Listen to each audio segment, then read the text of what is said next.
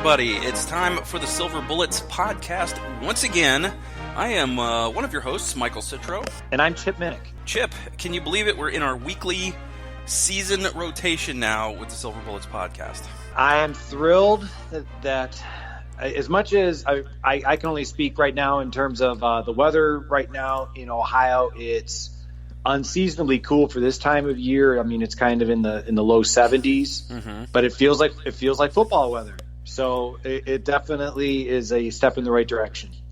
I'm really torn. I'm down here in Orlando, and I am so on the fence about whether or not to just drive up for the opener, even though it may not be the best of games to come up for. Partially because of the weather you guys are having up there, and partly because I'm just psyched that we're having an Ohio State game week. We are 5 days away. We are Garrett Wilson days from Buckeye football, or Baron Browning days from Buckeye football, however you want to say it, as of our recording of this. Of course, it will drop. When it drops, it'll be 4 days until the Buckeyes play. But I'm really psyched. This is always my favorite part of the year, and I thought we got a really nice appetizer on Saturday with Week 0 games. Did you get to catch any of those?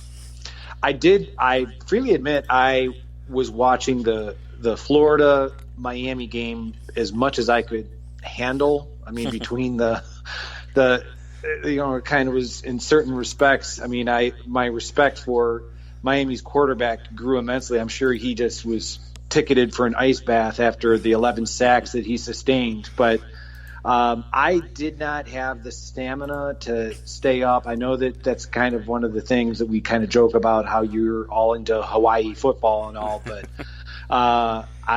my sons had a cross-country meet Saturday morning, which meant I was up early, which meant that I was in bed early. Yeah, I shouldn't say early, but I was in bed at a decent time. So I missed that very spectacular ending to the Arizona-Hawaii game. Yeah, it was a really good game. I thoroughly enjoyed Arizona-Hawaii. I stayed up for the entire thing, and then I was like, like I am every football Saturday. What's next? Oh, that's it. That's the last game. Mm-hmm. And but it was good. I got to see the Miami Florida game. I think that kind of unfolded how a lot of us thought it would, with the defenses kind of taking center stage and the offense is not looking too good. But I did not think we would ever see a Division I tackle look like Miami's left tackle in that game. And I get that Florida's got good speed rushers, but that was an abomination from an offensive line standpoint. Perhaps the Miami coaches were looking out for Tate Martell's long-term health by not making him the starter. Maybe that was what they saw what they had and knew that Tate Martell would be, completely annihilated if they had put him in there. But yeah, I don't know how anyone could look at either of those two teams and think, oh, those teams are going to be contending for some major bowl game. I mean, there's a lot of work that both of them need to accomplish. Florida, squandered so many opportunities, and especially near the end where they were trying to give the game away to the Hurricanes with numerous pass interference calls. So, it was just like I said. It was.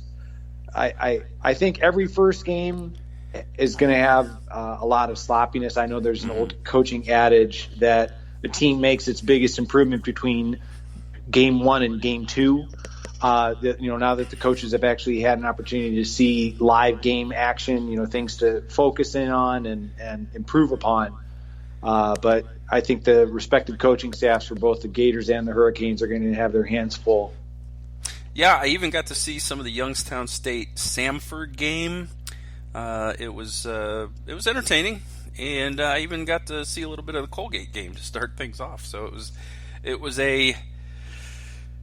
certainly, I think my wife gave me a break, didn't yell at me for watching two teams that I don't care about, like I get so often during the college football season, but, maybe she gave me a break for opening day or Week 0 or whatever. But, I had a good day. College football's back, and I'm excited. I'm excited to talk with you about a game week for Ohio State as Florida Atlantic's Owls come into Ohio Stadium. Yeah, Florida Atlantic. This is we've been talking about all the anticipation. I mean, it from so many different angles, like the idea of what Ohio State's going to look like offensively and defensively. But Tom Orr of the Ozone wrote a really good article recently about some of the teams that Ohio State has never played, and now you can, after Saturday afternoon, you can scratch the Florida Atlantic Owls off that list with, I guess you could say the notorious Lane Kiffin making his debut as in Ohio Stadium as the head coach of the Owls. We'll see what they have in store for Ohio State, but as far as first games go, I think this is, considering the circumstances, this is pretty good for Ohio State. Yeah, it should be fun. FAU has a tough start to the schedule with Ohio State and UCF to start the year, but they'll be battle-tested when they play their arch rivals, Florida Pacific. But we'll talk a little bit about the Owls later in the program. We'll give our predictions and our picks to click. Let's start, you and me, by discussing the Big Ten East. We talked about the West last week, and so we talked a little about the Big Four in the Big Ten East. But I want to get your thoughts on how this conference, or this division of the conference, will finish up in 2019, assuming that there aren't any weird things like players getting suspended or injured or anything like that. Just what are your overall thoughts? Have you had a chance to rank the teams? I have. I will say this is not an easy task. Maybe it was easy for you. I found it very difficult. And my rationale in this is, whenever I look at a team's schedule, it's not only who they play, but when they play them.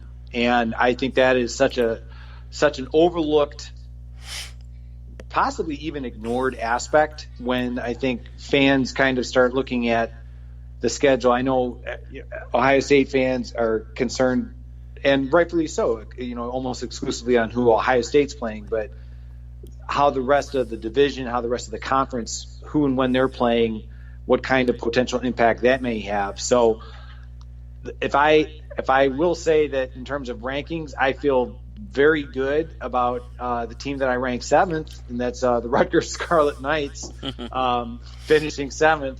But you could make the argument when it comes to teams that are 5 and 6 that I have, that you could flip a coin, and I don't think anyone would really be far off in terms of, I can see why you said this team versus the other. Mm-hmm. And then the other 4, it kind of fell into that category when I'm looking at their respective schedules of the top 4, that I just kind of look at not only who they play, but when they play them. Yeah, I am going to agree with you on Team 7. Rutgers will finish 7th in the Big Ten East. So why don't we go up from the bottom and do a countdown style? Who do you have at 6? Okay. Maybe you disagree. Maybe you agree. Like I said, I could flip a coin between either of these teams and feel okay with either of them. I'm going to go at number 6, strictly just because they have a new head coach in place, and I'm going to go with the Maryland Terrapins. Looking at their schedule, I think that they get a win in the season opener against Howard, but that's when things start to get a little interesting, because they are going to be playing Syracuse.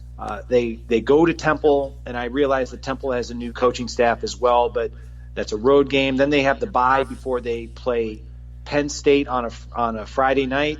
They go to Rutgers, and that's another game where I anticipate Maryland winning. But then, it starts to be, okay, like they go to Purdue. I'm not necessarily sure. I think Indiana at home, Maryland can win. Some of these games, though, the way that they finish up, they're at Minnesota, they play Michigan, they're at Ohio State. Then they get a bye week before they have to play Nebraska at home and at Michigan State. So I look at that schedule, and like I said, I think for sure that I feel confident for Maryland, confident against Howard. I feel confident that they can defeat Rutgers, but I think the Indiana game is truly a kind of a heads or tails type scenario for me. I see Maryland struggling through the first year under their new coaching staff, but perhaps you have a different opinion. Yeah, I really struggle between Indiana and Maryland in this slot. I just think Maryland has much more talent. They named their starting quarterback, I think today, as we record this. Josh Jackson, the transfer from Virginia Tech, will be starting, not Tyrell Pigram. And I think that that having to play the crossover game against Nebraska doesn't do Maryland any favors. That's for sure. Indiana, once they get past a couple of kind of not great non-conference teams, they're right into their schedule with Ohio State coming into Bloomington. Then they have Connecticut. They do play Michigan State on the road, Rutgers at home. I expect Indiana to win that game. I think Indiana-Maryland is a difficult game for me to pick, and I think really that might ultimately determine who finishes in that 6th spot, who finishes in that 5th spot. And, of course, the Northwestern game is another tough crossover for Indiana, but that's at home as well. So, maybe by that time of the season, they might have a shot. They play at Nebraska, so they also have the Nebraska crossover. So it's difficult. They also have Purdue as a crossover because that's the rivalry that's protected. And I don't know. I see what you're saying, but some part of me still says Indiana doesn't have as much talent as Maryland, and even though their schedule sets up, worse than I think Indiana's schedule sets up a little worse than Maryland. So I'm going to say Indiana at 6 and Maryland at 5. So I'm assuming you have Indiana at 5.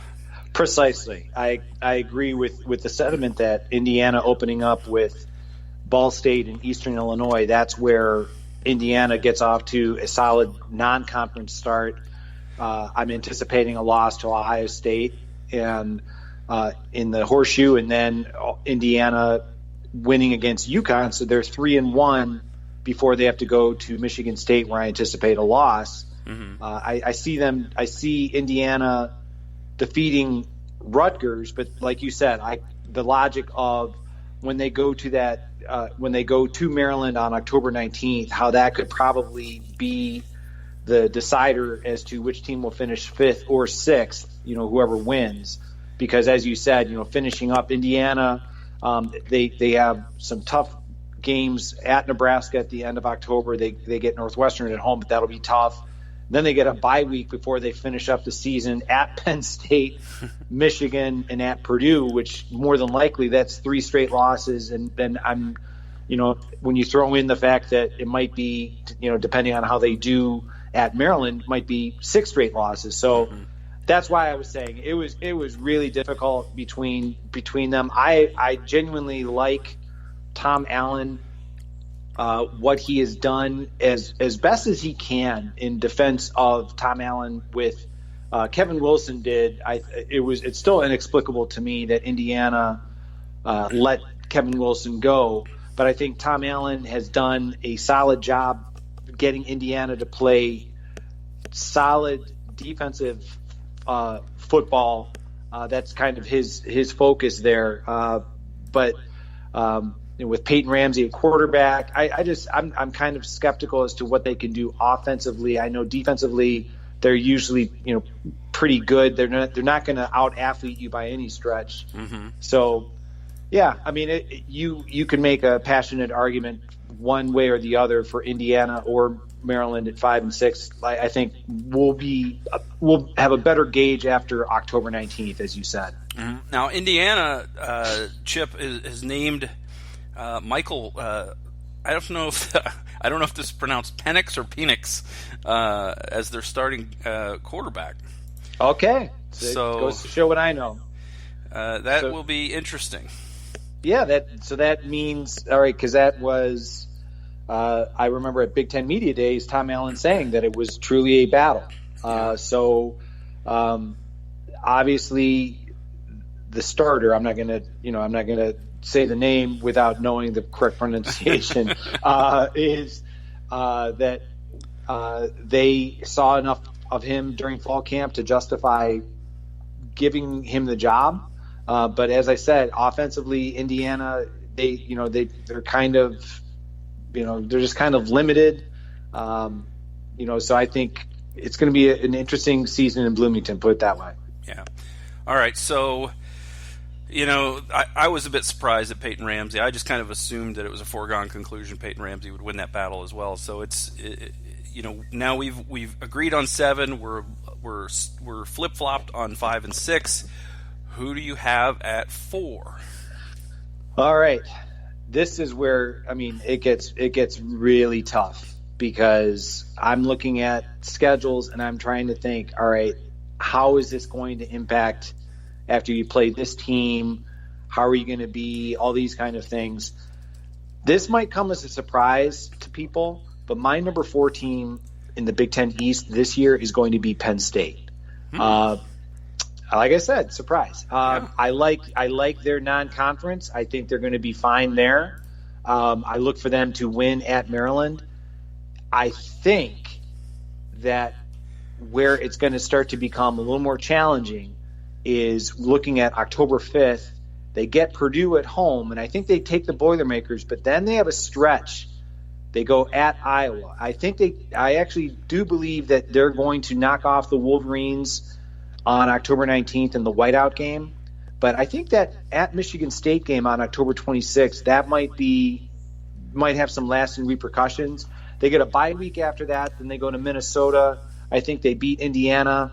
But coming to Ohio State and getting Rutgers at the end, it's just kind of a difficult schedule in terms of like when those games, like I said, that stretch of from October 5th with Purdue through their bye week, at Michigan State, their bye week is November 2nd, or I should say the second of their bye weeks.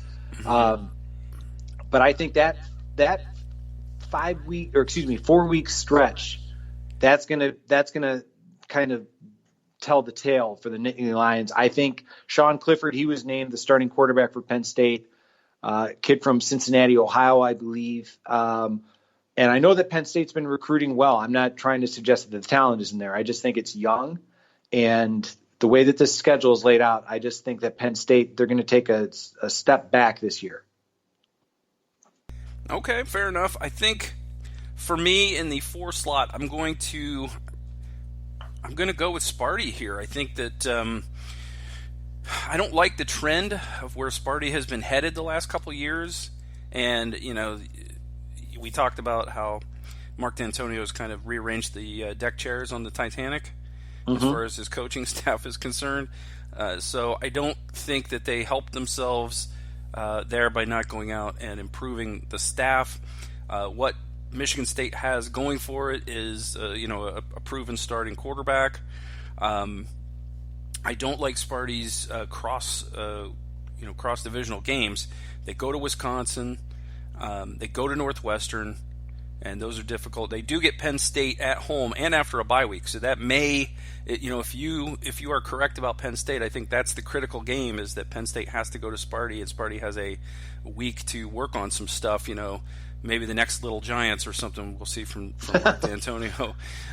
So that's kind of how I see it shaping up. I'm not sold on Michigan State. I think their defense will be good.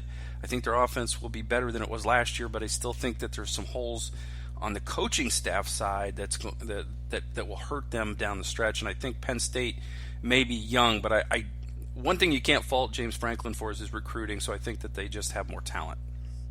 I agree with that they have more talent.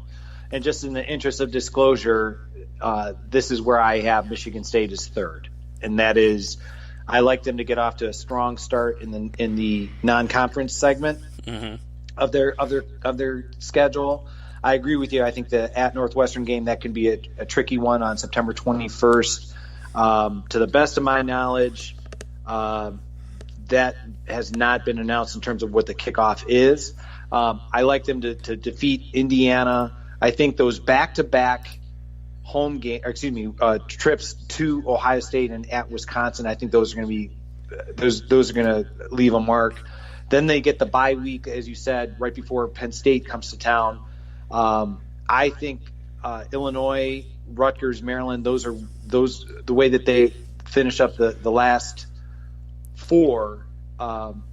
That's going to be kind of like the difference there. I think that they'll win 3 of the 4, and I think they're going to lose at Michigan. But I think that's going to be the kind of game where that's going to hurt the Wolverines down the stretch. That kind of a physical game. At the tail end of the season. Okay. Maybe I'm wrong. No, I think you have some solid points there. You're right. Michigan State with Tulsa and Western Michigan at home to start the year, and then a third straight non-conference game at home, Arizona State on my birthday, September 14th, and that's going to be, I think, an interesting game to watch stylistically, with the Sun Devils and the Spartans playing, in East Lansing at 4:00 on that Saturday, the 14th. That is right after Ohio State, Indiana at noon. So I'm actually looking forward to watching that game. Yeah, that's a really good point. I think, everyone was very critical of the Herm Edwards hire by Arizona State a year ago, but when you look at the results of this from 2018. He certainly seems to have settled in nicely there at Arizona State. I also agree with something you said a few moments ago, that the coaching staff, something isn't right there. I'm not sure what's going on. I think that, as you said, they've been trending in the wrong direction, but I still have a lot of positive thoughts about Mark D'Antonio in terms of being able to get his defense squared away. They were very good last year. I have no reason to doubt that they were going to be very good again this year. If there's any doubts, it's what they're doing offensively.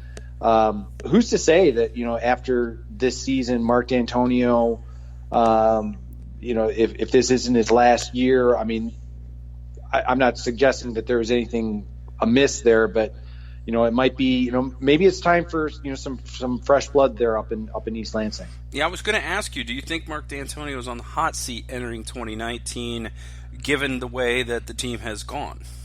I don't think so. I think he has a really strong support system with the athletic director. I know everything that's transpired up there at Michigan State. It has the entire athletic department kind of under scrutiny, well deserved, but.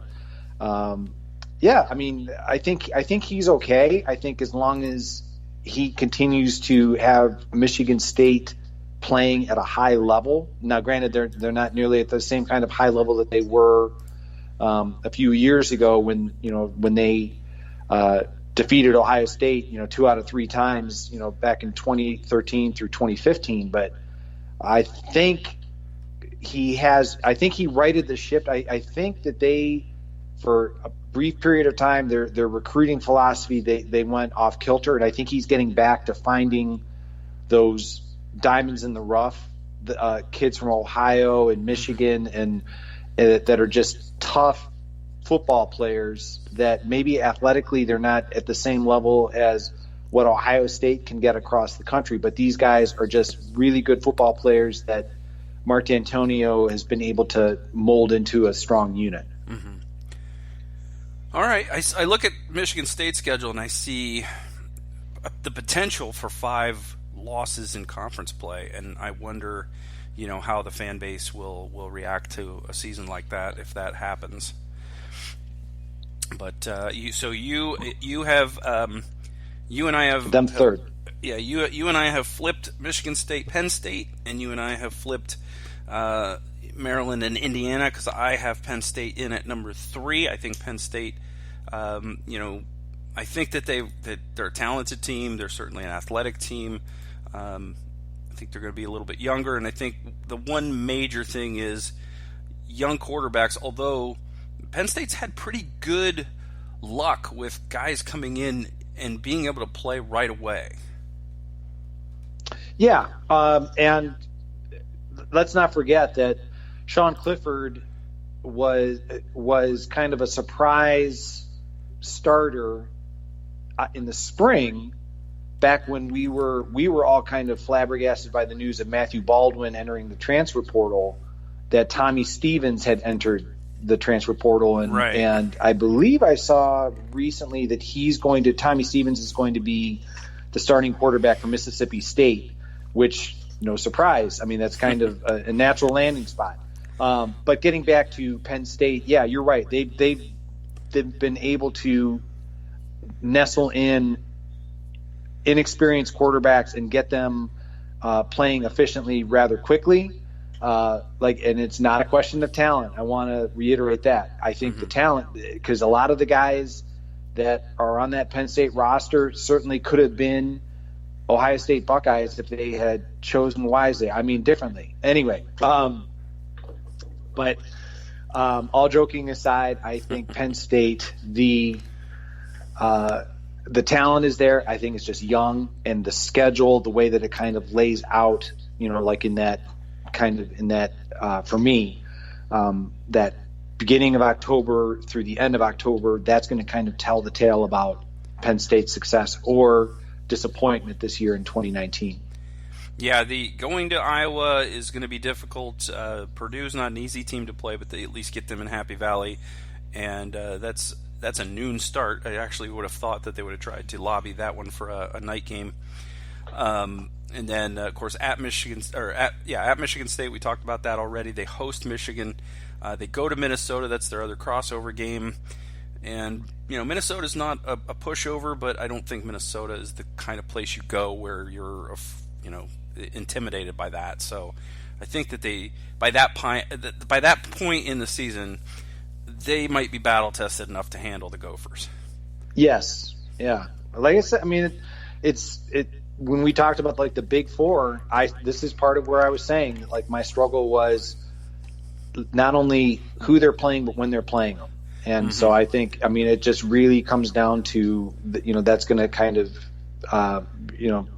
like you said, months from now, we can kind of look at each other and say, like, I can't believe we thought this, or, like, look at how this turned out or whatever. So that's why, I'm sure you can remember in the not so distant past, like there were times where, let's just, throw out, Wisconsin was supposed to be much better, and then they turned out to be more mediocre, or, like last week when we were talking about Iowa, like it seems like the years when you think Iowa's going to be something, then they're not, and vice versa. And so that's part of the beauty of an exercise like this, is trying to as where you're sitting right now, as you look at it right now, what you know right now, how you think it's all going to turn out. Yeah, exactly. So here we are with our top two in the Big Ten East. I'm assuming that we see this one the same. So go ahead and give me your number two. You got it. I have that team up north, the Michigan Wolverines, number two.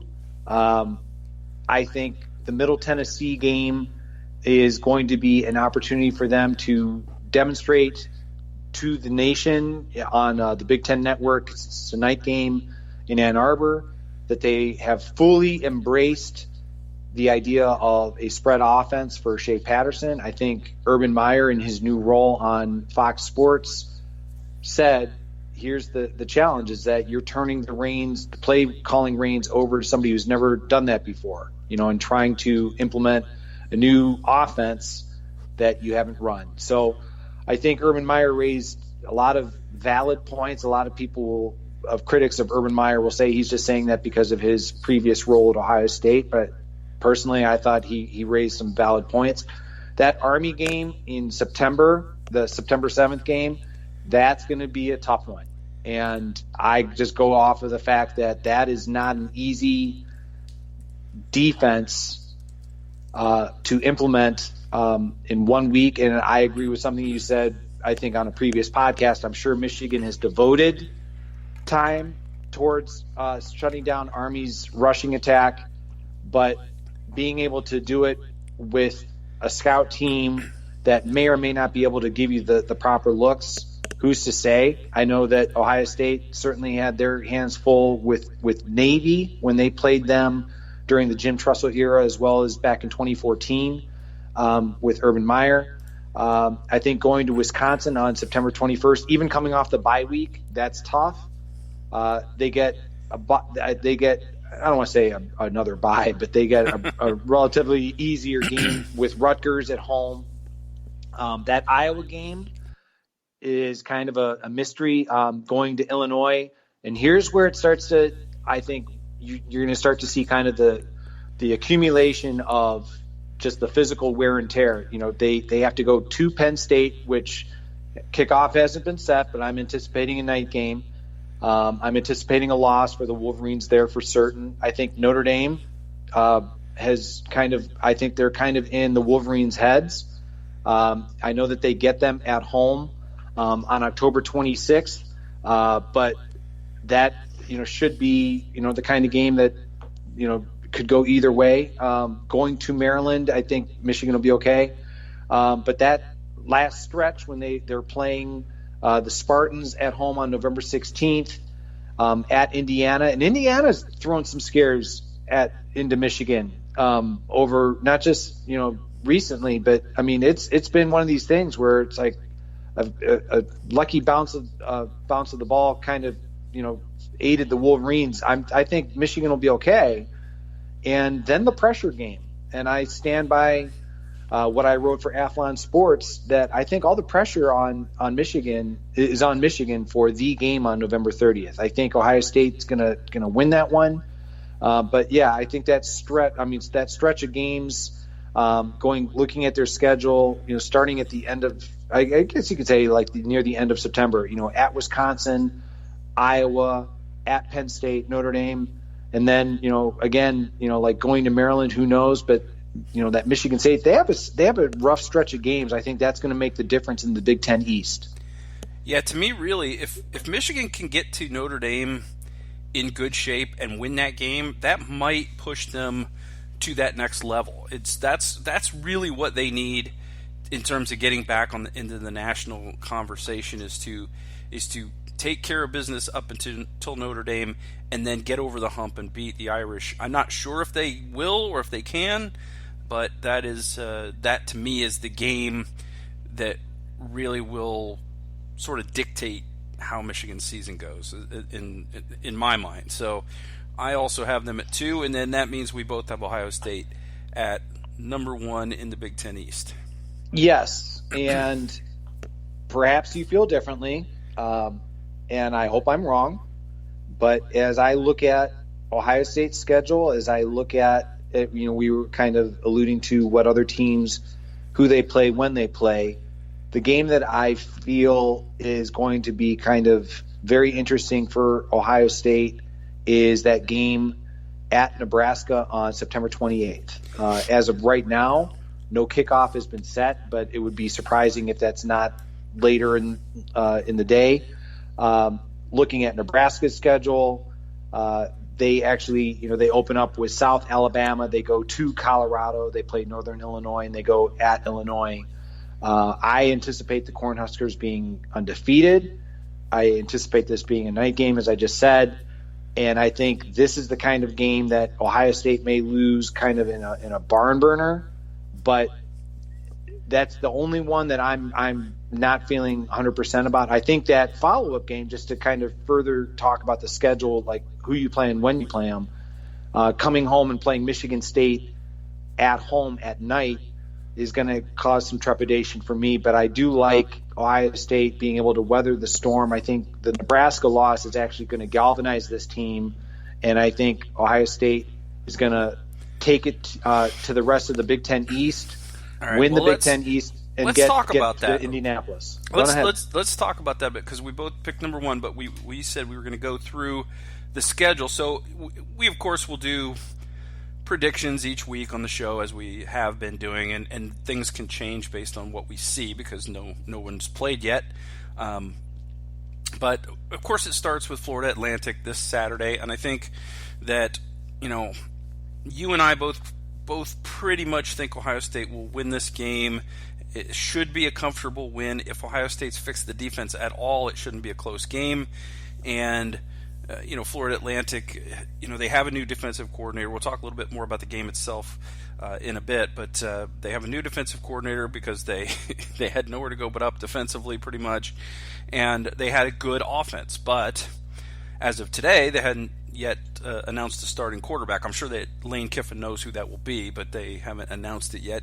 And I think that this is a game that Ohio State comes out of the blocks. They probably play a little sloppy at times, but win it comfortably. Do you disagree with any of that? No, I think I'm looking for Ohio State for these first few games, Florida Atlantic included, to kind of help ease Justin Fields into the starting quarterback position. I mean, he has, the talent is there. It's just he's tremendously inexperienced. So the way that you get him up to speed and the way that you get him operating at maximum efficiency is, all right, let's make the game much easier for him. And I think the way that they do that is a healthy dose of high percentage passes, relying on J.K. Dobbins.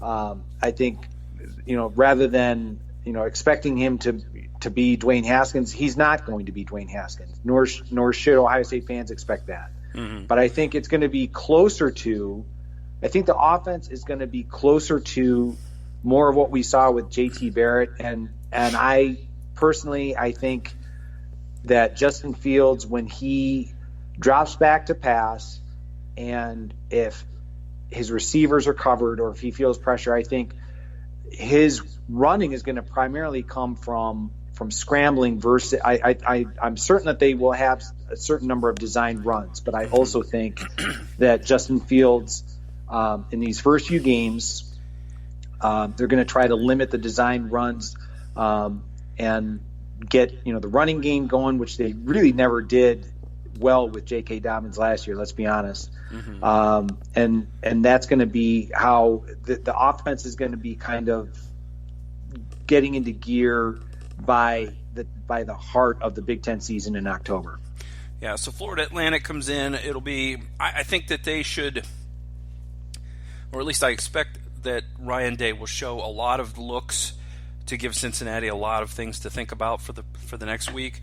I think you and I both expect a difficult game at home on the 7th against Cincinnati. At least I think it'll be a tight game for about 3 quarters before Ohio State sort of wears them down and pulls away in that game. But I expect Cincinnati to come in, stack the box to stop J.K. Dobbins, and try to make Justin Fields prove that he can beat them with his arm. So that's what I expect Luke Fickell to try to do in that game. How do you see the Cincinnati Bearcats game? I know this is a game that you think will be very difficult.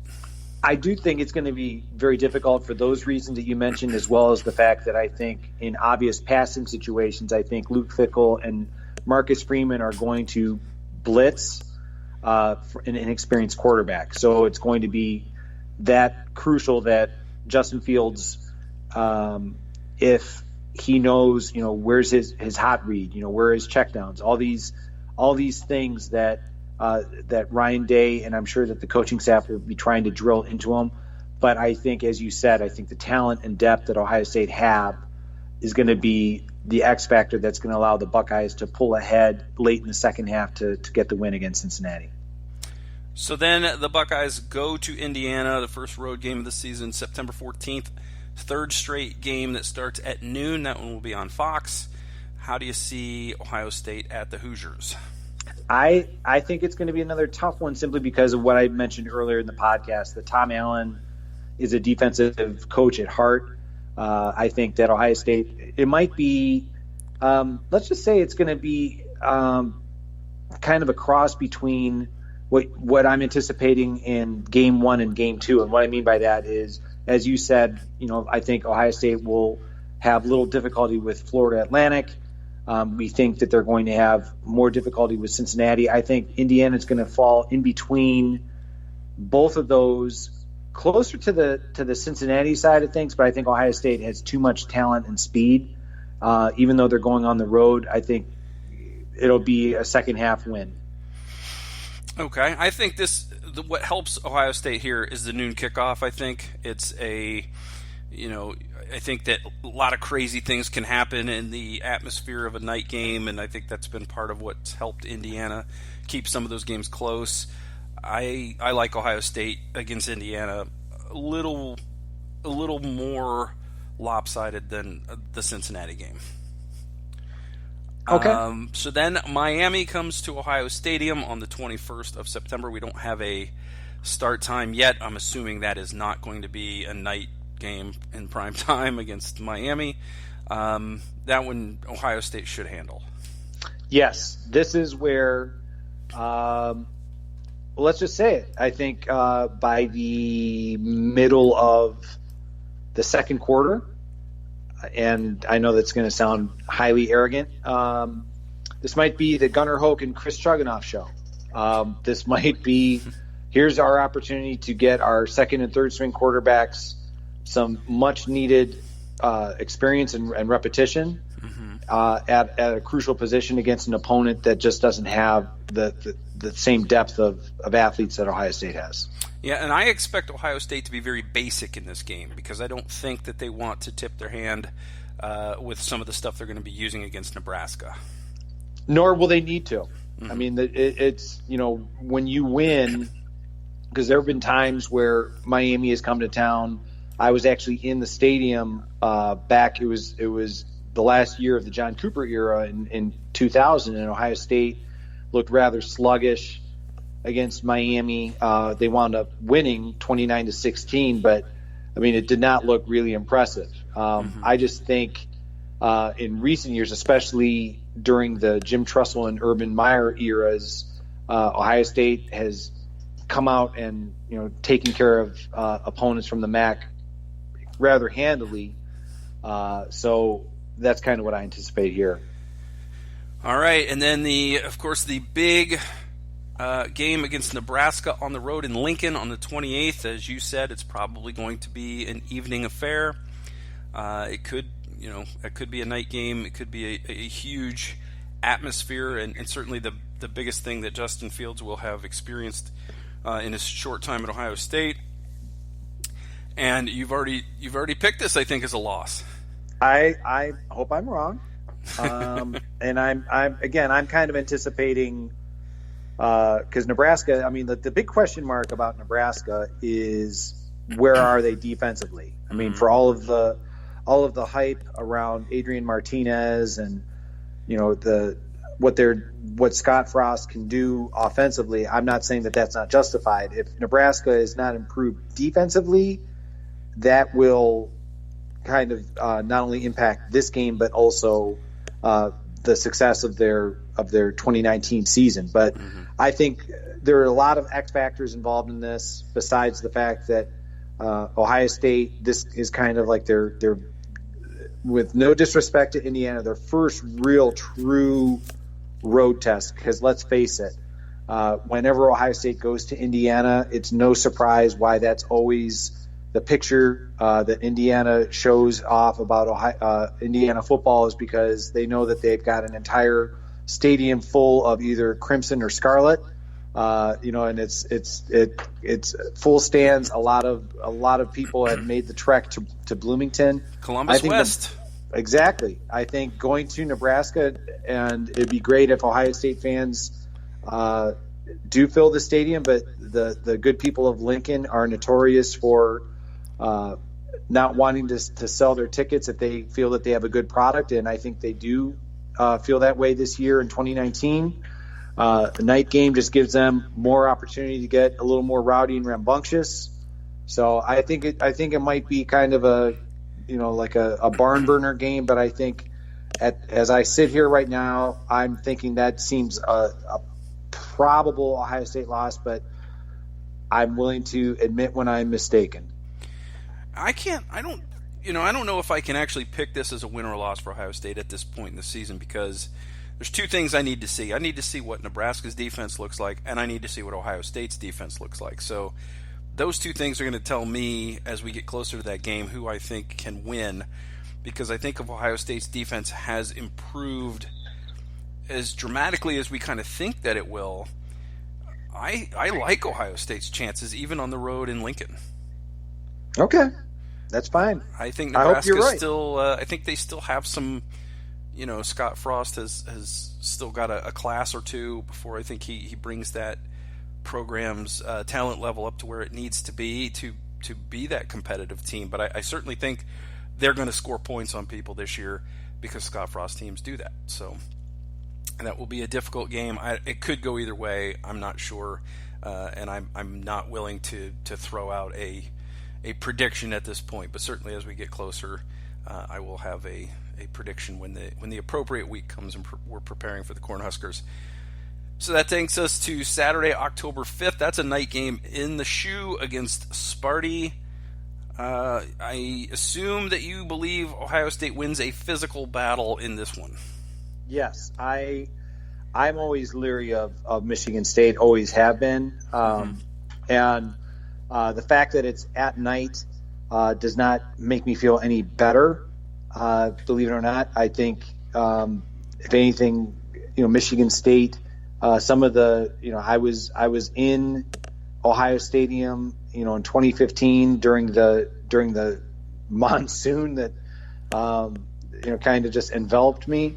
And then, when it comes to, just again, throughout, like the ghosts of 1998 have not departed. So, anytime Michigan State comes to town, I'm always leery. I know that Ohio State seemed to have their way with them over the past few years, but like I said earlier, I think Michigan State defensively, they're going to be really tough. And this should be a rock'em sock'em type affair. Yeah, this is a game where if Justin Fields isn't off to a good start to the season, this could be difficult. We all remember, Braxton Miller getting beat on, and the game that it was Ezekiel Elliott had 7 carries as Ohio State got a little bit pass happy, but Michigan State plays Ohio State tougher in Columbus than it does in East Lansing.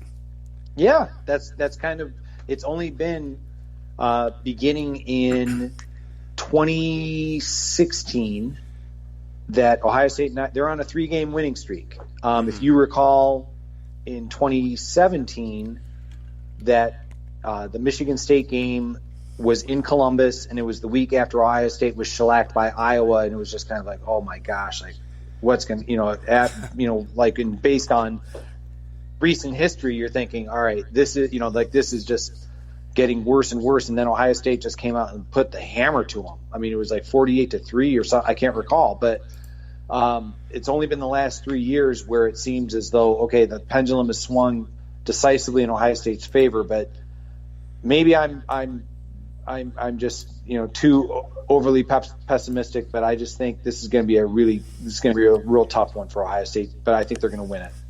A little bit of a slobber knocker, but I think you're right. Getting the hell kicked out of you is good for the soul, what he said, and that certainly was the case when they got trounced by Iowa, took it out on Sparty. I think Ohio State wins this one, and again, I think it's close, maybe going into the fourth quarter, and Ohio State pulls away. Northwestern on the road the week after that, a sore recover. Actually, that's 2 weeks after that, so that's a weird Friday night game. So there's a bye week on the 12th, and then they would ordinarily play on the 19th, but they play a Friday night game on October 18th, 8:30 p.m. Northwestern on FS1, and that's the third. We're guessing that's the third straight night game for Ohio State. Since we don't know about Nebraska, but we're kind of assuming a night game, so that would be 3 in a row. Yeah. I like Ohio State there simply because I think Northwestern, I mean, they're tough, they're scrappy, kind of what we saw last year in the Big Ten Championship. But I also like Ohio State just having too much athletically for Northwestern to keep pace. So, I mean, it'll be a good game, but I think Ohio State will be okay. Mm-hmm. I think so too, and I think the fact that they play Michigan State the previous game, to me, that is kind of the same type of team. A team that doesn't quit, gets after you, plays tough, hard-nosed football. So they're going to be used to that when they go to Northwestern, and they, of course, played them in the championship game, the conference championship game, and I think there were some I think that Ohio State didn't like the way they finished that game, so I think they're going to take that a little personally, and I think it'll be okay for the Buckeyes there. Yeah, I agree.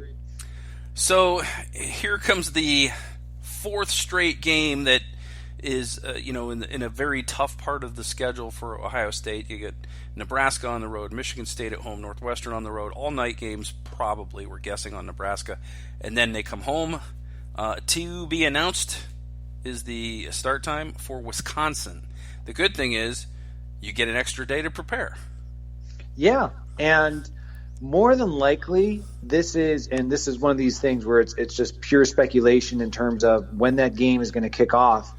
Because on that day, and of course, as an Ohio State fan, like this should be preeminent, in terms of college football games. But this is also the same day that Notre Dame is going to Michigan, and Penn State's going to Michigan State. So throw in the fact that Fox Sports has the World Series, so that's why there's a lot of belief that this game is actually going to be a noon kickoff, even though Wisconsin's a very good opponent. So I think, again, the physical nature of this game is going to be really tough. The bye week will be welcomed, even though Ohio State is coming off of like they had a bye week on October 12th. I think anytime you play against the big offensive linemen from the Badgers, it takes a little out of you, but that might be just what the doctor ordered heading into November. So I like Ohio State here. Yeah, I mean, you get tired being held all night. It wears you down. So, yeah, Wisconsin, I believe Desmond Howard's picked to win the Big Ten this year? Yeah, I mean, let's just cut Desmond some slack because I don't know, sooner or later the people at ESPN are going to kind of start keeping track of some of the nonsensical things that he spouts off on an annual basis. I'm not, and I've told you this before, I'm not really sold on Paul Chryst and his ability to keep that team at a high level. So I expect Ohio State to be okay here. As long as they don't lose too many guys in those three previous games, which are all going to be very difficult, very physical matchups for Ohio State. So I think that they'll be okay. And then, as you mentioned, a week off, and then the home game against Maryland. Well, Maryland certainly put a major scare into Ohio State last year, but how much of that was the poor defensive schemes that Ohio State was using? I think that Maryland certainly the talent level is increasing, but I think Ohio State has too much, and I like the Buckeyes here. I do as well, and we talked a little bit earlier, new coach, new quarterback, so once through the conference, and it's at the shoe, so I think Ohio State prevails, and I assume you and I both think that the road trip to Rutgers will go pretty well for Ohio State.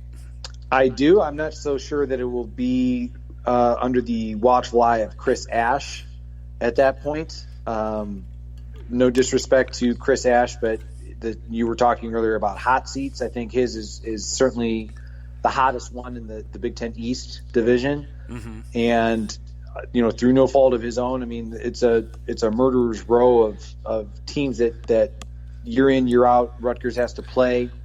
I think this is the kind of game that Ohio State, this might be some more Gunnar Hope, Chris Chugginoff time. Let's put it that way. Are we setting up the return of the prodigal son, Greg Schiano, to Rutgers? I'm not sure about that either, simply because Greg Schiano resigned from the New England Patriots this offseason, kind of surprisingly. I don't know who you get. I mean, that's the unfortunate thing about that situation. I think Greg Schiano did it and did it so well at Rutgers that I think the powers that be, when he left to go to the NFL years ago, they thought that he had built such a strong infrastructure that they could promote from within, and they were mistaken. Mm-hmm. And I just don't. I mean, it comes down to. I mean, I'm sure you've heard the expression. It's not always the X's and O's, but the Jimmys and Joes. Mm-hmm. That not being able to keep. There's so much talent in the state of New Jersey for such a small geographic area that, I mean, teams like Ohio State, Penn State, Michigan, year in, year out, continually plunder that state.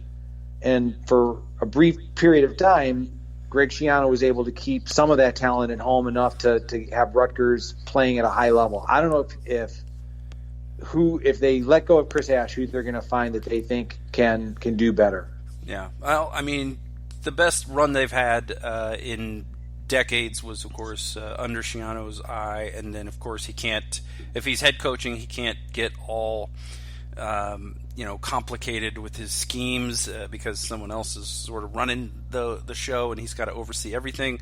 So, I mean, it's certainly possible, and maybe that's why you resign from the New England Patriots. As you get a phone call that says, "Hey, if Chris Ash doesn't get off to a good start, what do you think about coming back?" It's possible. One thing to also keep in mind though is that when when Greg Schiano did this with Rutgers, that was back in the days of the Big East, which is no longer there. True. True. So that kind of impacts the results that you're seeing. I mean, when you're kind of going into a season and you're automatically thinking, all right, like more than likely the best we're going to do in any given year is fifth.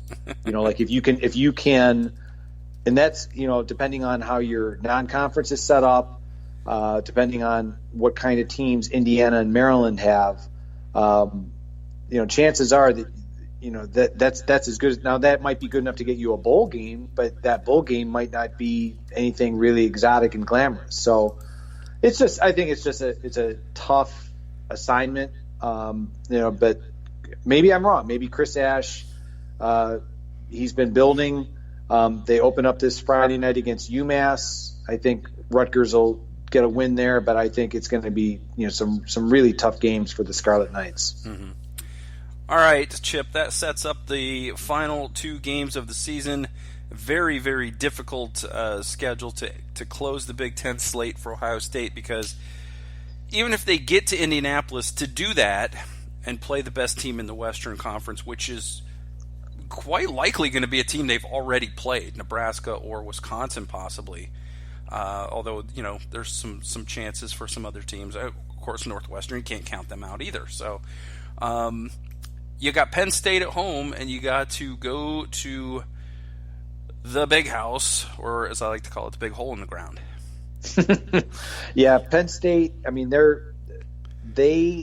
you think about it, okay, they've lost the last 2 years by 1 point after having big leads, Mm-hmm. So then when you take it back a previous year, to 2016, that's when they defeated Ohio State there in Happy Valley off of Ohio State's mistakes. So, if you're in the mind of Penn State, you're thinking like we should be riding a 3-game winning streak. So I'm anticipating this one being a real close game. As I said, the talent is there on Penn State. I just think that Ohio State has a little bit more. The fact that it's the home game. There's a lot of talented seniors. This will be their final game in the shoe. So I think Ohio State will pull this one out. Yeah, I look at the Penn State series a little differently. I think you shouldn't be getting field goals and punts returned on you. So I think Ohio State should have a longer winning streak in this series. That's just the way I look at it. But no, I understand. I of course have my scarlet-colored glasses on. But yeah, I agree with you about Penn State. I think they didn't get it done the last 2 years with absolute stud running backs and the best quarterback they've had in recent memory. And now they've got some new folks in there, so we'll see how it goes. But I think Ohio State can certainly win that one in the shoe. And then that sets up, of course, the showdown at noon on Saturday, November 30th, and that is, of course, Thanksgiving weekend, the weekend after Thanksgiving. And as you mentioned, all of the pressure is on Jim Harbaugh. If you couldn't beat Urban Meyer, and now you can't beat Ryan Day at your own place, that is a huge problem for Jim Harbaugh. So how do you see that going?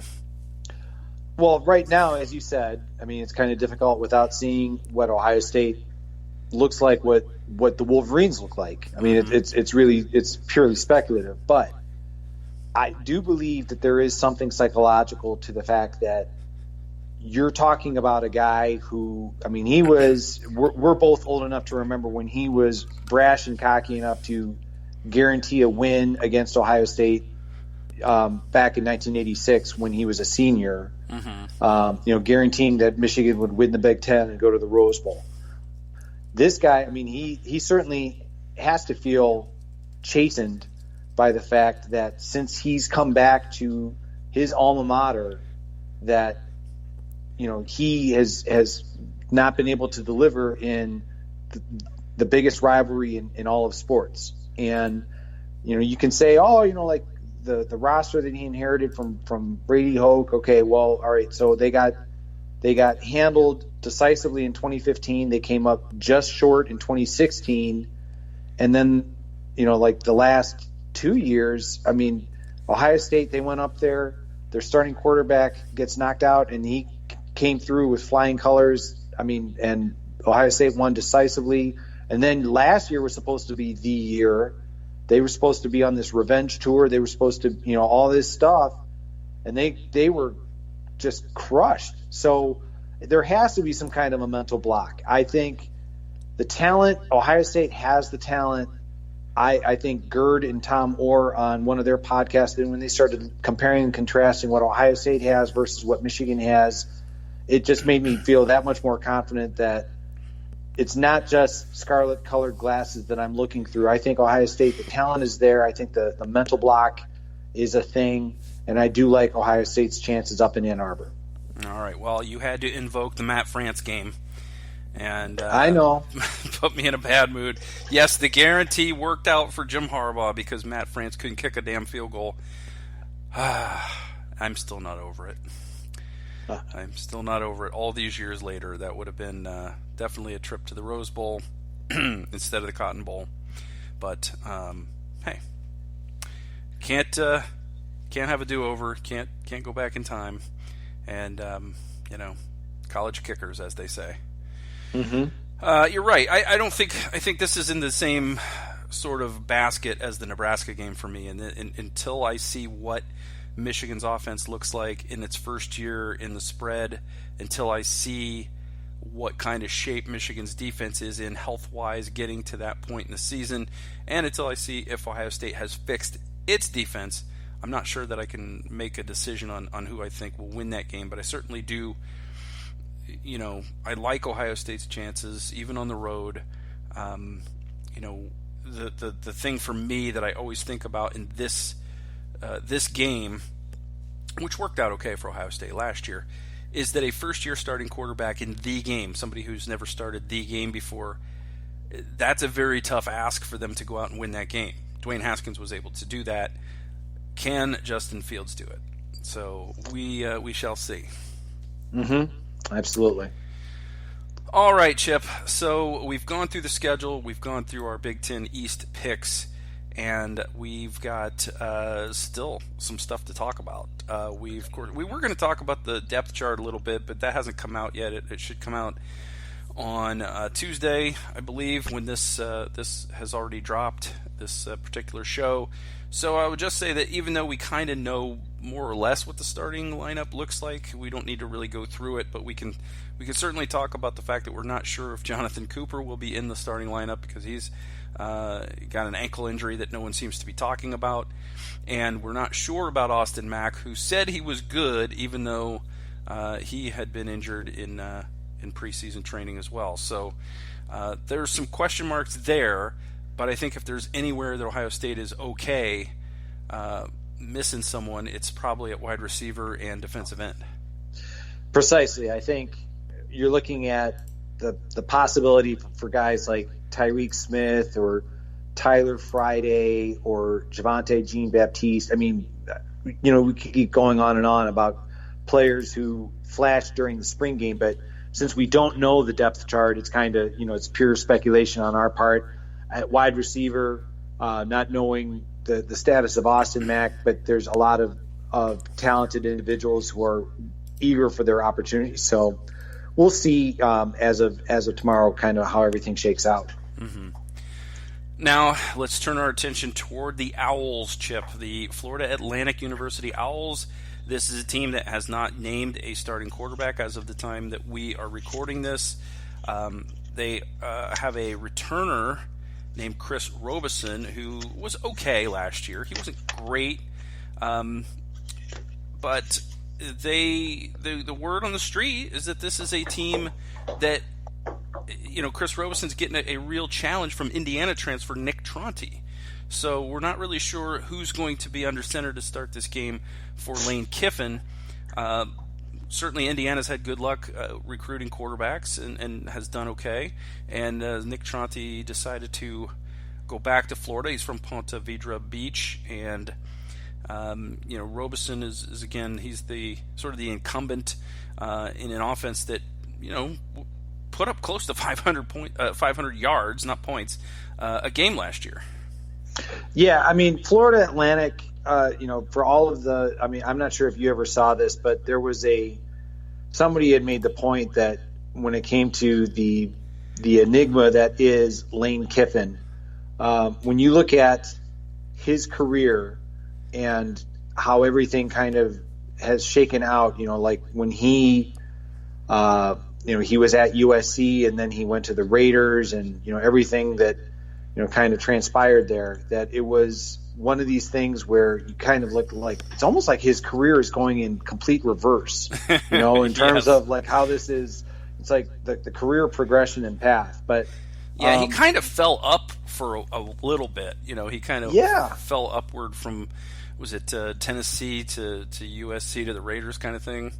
Yeah, I mean, it's just, in terms of all these things that, like you said, Chris Robeson, he's returning. Granted, we don't know if he's starting, and then, what they also have, which is kind of intriguing to me, is on the receiving end of things, they have a tight end by the name of Harrison Bryant, who is going to bear watching during the game. Harrison Bryant is listed at 6'5", 240 pounds. Mm-hmm. This is where we're going to see how effective that new bullet position is. We're going to get an idea in terms of how Ohio State plans to defend him.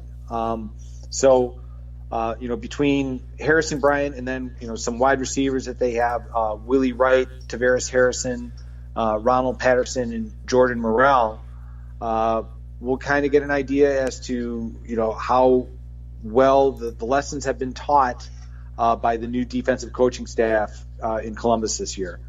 Yeah, so Nick Tronti got, I think, a couple snaps in the Bethune-Cookman game last year, but really wasn't a factor.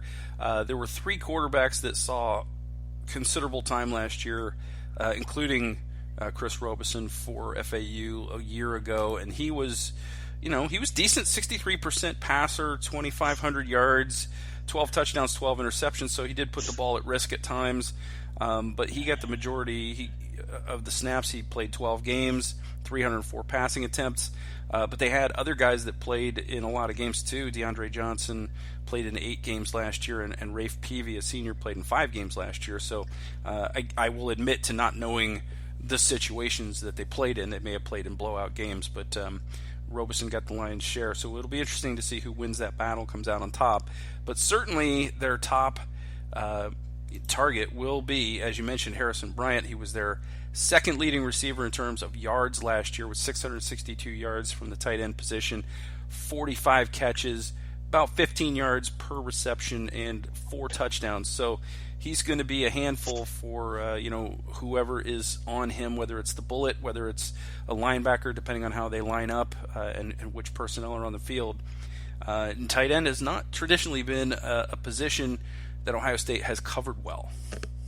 No, and that's why when I think recently, shifting it from the Ohio State side of things, that kind of, I think a question was asked of Greg Madison, when will we see the bullet and people, I think the response was when teams spread us out. So it's like, oh, basically it's like, all right, so we're going to see him always then. So,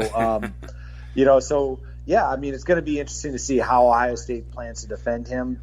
You would presume, based on the job description of the bullet, that that means that's going to fall on Brendan White, but perhaps there are some defensive strategies being discussed behind closed door that you and I are not privy to that may involve other people on that roster. Exactly. I misspoke a little earlier. Lane Kiffin actually was with the Raiders 2007 and 2008. Then he went to Tennessee as the head coach, then USC, then Alabama. So he kind of fell upward a little bit in terms of Tennessee to USC to Alabama, and then off to Florida Atlantic. So, and that's where he is now. And right now, what he's doing is he's collecting transfers, apparently, because he's got a good number of them coming in from Power 5 universities. You've got B.J. Emmons, who was a running back that was an Alabama guy. Noah Jefferson played went to USC, and those guys were both 4-stars. Now they're both with Florida Atlantic. So we mentioned Trotty earlier, who could be the starter or transferred from Indiana. They have a former Michigan walk-on, Ryan Weingrad, I'm not sure which is the correct pronunciation there. But I think it's almost more important who they didn't get, which is there was some talk that DeAndre Francois from Florida State was going to go there, and he ended up not going there. Do you know what the circumstances were? I mean, I remember reading that too, that he might be going there, and then I'm not entirely sure what led to him not going. No, I don't. I don't have the story there. I know he ended up at Hampton, of all places, but I'm not sure why he didn't end up with Lane Kiffin. I figure that was probably a pretty good matchup for his skill set. Okay. But I'm not really sure. So the FAU Owls, Chip, have lost 23 consecutive games against Power 5 opponents. Will we see 24 in a row this Saturday? Yes, we will. I think they'll keep it interesting for about a half. I think as you said, they only have one way to go in terms of their defensive improvement, but I think Ohio State, they just have too much across the board. Even with all of these transfers coming in from various places, I think Ohio State just has too much talent and depth that it's gonna play a major impact. Well, the one thing I'd like is I think that this is going to present a challenge for Ohio State's defense right off the bat. So we will get a good opportunity to see if there are some fixes on that defense that have taken hold, especially in the secondary coverage. Yes, precise. Like I guess, I mean, this is going to be a good barometer of what the new defense looks like and how they match up against a team that is offensively innovative, not necessarily a team that Ohio State fans should be quaking in fear, but this is the kind of team that I think Phil Steele has in his magazine. I don't have it in front of me. I think he's expecting good things for Florida Atlantic, but I just think the Buckeyes have just too much. Yeah. So Lane Kiffin, you'll remember, was the offensive coordinator for Alabama when Ohio State won the first ever college football playoff. And, of course, the big run by Ezekiel Elliott helping to seal the 42-35 victory in the Sugar Bowl over Alabama. And but it wasn't the first time Kiffin has faced the Buckeyes. He was a backup quarterback for Fresno State back in 1994 when Ohio State played in the Pigskin Classic out in California, and that was a comfortable Ohio State win. So we're looking at a team that has played Kiffin twice, had a comfortable win, a less comfortable win, but a very big win in terms of the school's history. And now we will see Lane Kiffin again this week. So before we get to our predictions, Chip, for the final score, let's do something new, and I'm calling it our picks to click. And we're each going to pick a guy off the offense and defense that we think will have a big game for Ohio State. So why don't we start on offense? I'll let you go first on offense, and then I'll go first on defense. Who's your pick to click? Okay, now are you sure? Because last week you even said it's the last time I'm going to let you go first. Well, I just want to get that on the record. It would be disingenuous if I never let you go first. So I think it's fair if we swap. All right, my pick to click on offense. I mentioned it's earlier, and maybe it's all just a lot of smoke and mirrors and hype. But I like J.K. Dobbins to have a real big game in Week 1 against Florida Atlantic. I think he is going to be the centerpiece of the offense, at least for the early onset of the season. Mm-hmm. And here's the reason why I was okay letting you go first is because our picks to click, they can be the same. And they are the same because I also take J.K. Dobbins as my pick to click. I think that Ohio State will use J.K. Dobbins as the security blanket for Justin Fields and get him comfortable. I also think that it's important for Ryan Day and the coaching staff to get J.K. Dobbins off to a good start this year, and I think that they will do that by feeding him early and often. I agree. All right. So now we turn our attention to our defensive pick to click, and I am going to say, even though there's been all this talk about Tough Borland, there's been all this talk about Pete Werner, there's been all this talk about the Bullet, my pick to click, I don't really have anything to go on other than a gut feeling on this, is Malik Harrison. I like it. Yeah, I think Malik Harrison's going to have a big game, I don't know, maybe 9 tackles and maybe 2 tackles for loss, and perhaps he creates a turnover or forces a fumble or something. I just have a feeling he's going to have a good game. I like it. I'm going to stick with my earlier discussion about the importance of the Bullet, and I'm going to go with Brendan White. And simply based on the fact that his versatility as a member of the secondary and then, possibly as a coverage linebacker, I think in this game we're going to get a better understanding as to what that role is. Yeah. All right. So on offense, we both like J.K. Dobbins. I really like to get an early use of my Dobby is free meme. Dobby is free GIF for Twitter, and I think we'll get that this weekend. And I like your pick for Brendan White, and I also think that he'll have a pretty nice game. And if I hadn't picked Harrison, I think I probably would have gone with Jordan Fuller. So, but I think that this is going to be a nice test for the secondary.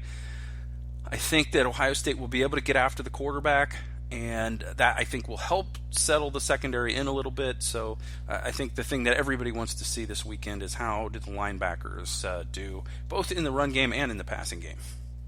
Yeah, the linebackers are under tremendous scrutiny. I mean, you mentioned Tough Borland and Pete Werner, and I know a lot of Ohio State fans were apoplectic about the comments that Greg Madison was making about those players, and oh my gosh, you got to be kidding me kind of a mentality. But hey, let's trust in the coaching staff, and let's not forget Tough Borland was coming off a significant injury last year. Mm-hmm. So let's see what he can do as a healthy linebacker. Exactly, and we will see. How much of it was the players and how much of it was the coaching staff, and how much the defense was being asked to diagnose not only at the pre-snap but also after the ball was snapped. I think that there's the one thing you can absolutely do to a good athlete is you can slow down his play by making him do more thinking. And because that's exactly what offense is all about. The offense, when you get the run pass option, they're making defense make a decision. And I think that that's partly what Ohio State's problem was last year is guys were not being put into a position to succeed. They were having to think too much. By the time they diagnosed what they needed to do, they were not in the right position to take the correct angle to make plays. They were a little late getting there, and guys were getting behind them. And these are the kinds of things that can just make a decent player look terrible. Yeah, I mean, I think simplifying the scheme, where they're lined up, I like I said, it's going to bear watching on Saturday afternoon for certain. All right, so we will see how our picks to click do, Chip. And now it's time for our predictions. Ohio State and FAU at noon on Saturday in the Shoe, and that game is on Fox. What do you think? What's your final score? I'm going to go Ohio State 42 and Florida Atlantic 14. Okay. I'm going to go Buckeyes 48. I also think that Florida Atlantic will move the ball somewhat because I think they have a pretty prolific offense, but I think that it will bog down and they'll have to kick a couple of field goals. I think 20. So 48-20 is what I got. Okay, I like it. All right, so I better track this so that we can talk about it next week. So I have 48-20, and you had 42-14. All right, you got it. It's written down. It's actually not written down. It's typed onto a screen because who the hell writes anymore? That's right. All right, we will come back next week, and we will see how Ohio State did. Of course, we'll talk about Cincinnati, the big early test against Luke Fickell's Bearcats. Also in the Shoe, also at noon, but not on Fox. I think that's an ABC game if memory serves. And we will hopefully have some listener questions. If you want to ask us a question, please hit us up on Twitter. I am at Mike36Fan. Chip is at Chip Minnick, and you spell his last name Minnich. And you can just hit us up with the hashtag SBP Mailbag. Stands for Silver Bullets Podcast Mailbag, obviously. So feel free to ask us anything you want to know about our opinions on the Buckeyes, on players, on teams, on college football. It doesn't have to be Ohio State. If you want to know where to get a good steak, doesn't matter what you ask us. We'll answer the questions. Like it. All right, Chip. I'm even looking forward to some of the suggestions. Yeah. Now that you mentioned it. Chip, anything else you want to talk about before we get on out of here and conclude our first real, preseason or in-season podcast, as we are now in week 1? Just savor the flavor of the season, because as we all know, this goes by so fairly fast, as Tom Moore wrote about today. So enjoy the game. That's right. We do this every year. It seems like it takes forever for the season to get here, and the next thing you know, the Michigan game's coming up, and you've blinked, and the season's behind you mostly. So I'm excited. The Ryan Day era is truly here, and this is truly his team, and it will be really interesting to see if he can continue his undefeated ways as the head coach of Ohio State. Yeah, I think he will. All right, Chip, we already talked about your Twitter. Where else can people find you on the internet?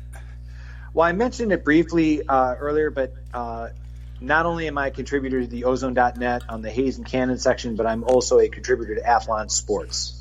All right, you can find me also on the Hayes and Cannon section of the Ozone.net. I will be recurring my grumpy old Buckeye column for this week, so look for all the things that Ohio State did wrong or for me to gripe about in my column on Sunday, and that should be up. I'm not sure. I haven't even talked to Gert about what time, but usually that comes out during the morning, the day after the game. So Grumpy Old Buckeye is back.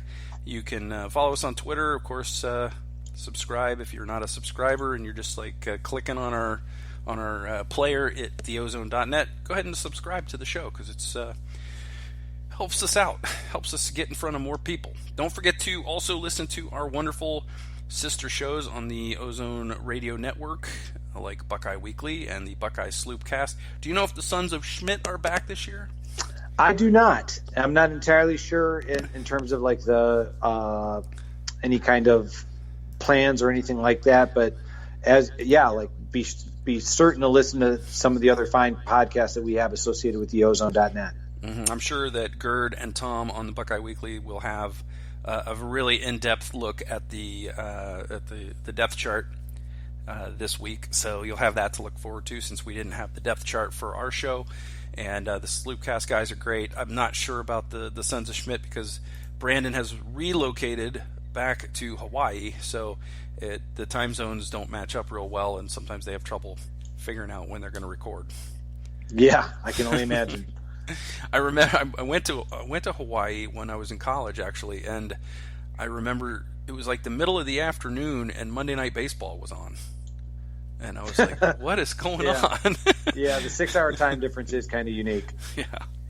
All right, Chip, that's going to do it. We are out of here. We'll be back next week to talk about Ohio State FAU, to look ahead to Cincinnati, and whatever other Buckeye news comes our way in between now and then. So enjoy the games this weekend for Week 1. We got a little bit of a taste with Week 0, as they call it, and that was fun. But Week 1 is where it truly gets going. So until then, go Bucks. Go Bucks.